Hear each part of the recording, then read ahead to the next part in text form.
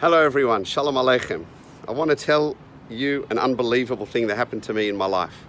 I had the merit to buy an apartment here in Tel Aviv. You can see behind me from my roof a nice view of the Hilton Hotel and the cityscape, and also around the back a lovely view of the buildings of Tel Aviv.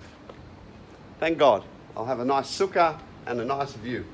As you will see, the roof has a fence around the top, a white rail fence, that when they built the apartment, for some reason did not include extending around the front, probably because they wanted to keep an uninterrupted view. So I was thinking, even though the fence here does comply with the regulations, given that I have young children, it may not be safe. So I would wonder whether or not I should also put this type of a fence to continue it around. And just when I was thinking about this question last week in the weekly reading in the Parshas HaShavua, lo and behold, I had a direct sign from heaven, because there's a posuk there that says, Ki sivneh bayis chodosh, when you build a house, there's a mitzvah to make a ma'akeh legagecho. You have to make a railing, a fence around your roof. I thought, if that's not a direct sign, then I've never seen one before.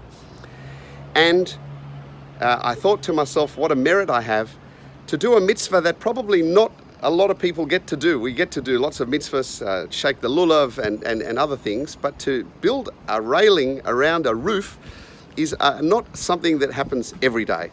So I felt that it was a very special opportunity. So I looked a bit more into this mitzvah, and I found out not only is there a positive commandment to build a railing, Ki sivneh bayis chodosh v'osiso ma'akeh legagecho, there's also a negative commandment. You're transgressing a negative commandment if you don't build the fence. You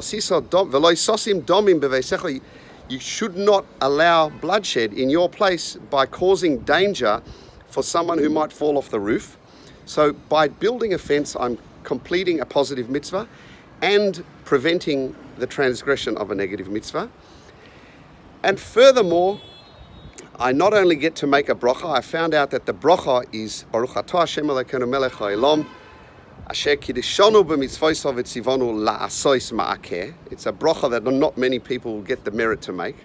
But the person who builds the fence, because usually it's not a mitzvah that you do with your own hands, as much as I'd like to say I'm a handyman, I don't think putting these metal things on the roof is my sort of work. I don't know how to do it. So there's a special bracha for the builder who does it, al asiyas ma'akeh. So he also gets a mitzvah to make a bracha.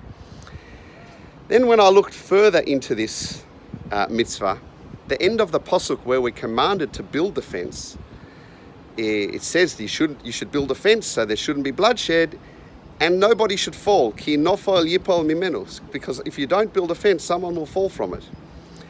And I read up on different shiurim about this, and I heard a beautiful thing that, especially now in the time of Elul, before Rosh Hashanah, which is the time of Teshuvah, the simple meaning is that no one should fall off the roof. But the deeper meaning is that all of us, even the people who are holy and righteous and tzaddikim, sometimes we fall. Sometimes we do things that we shouldn't, or we act in a way that we shouldn't. And we have a time now to do Teshuvah. Ki nofal yipol, by building this fence, we are also building an opportunity for us to recover from if we've fallen.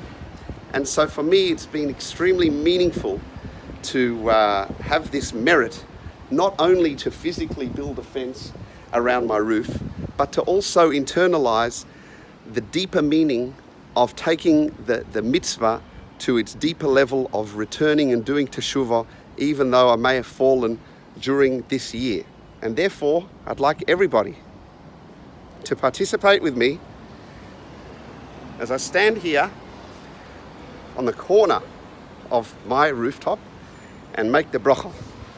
Baruch atah Adonai Eloheinu melech haolam, asher kiddushanu b'mitzvosav v'tzivanu la'asos ma'akeh. Shana tova u'mesukah to everybody.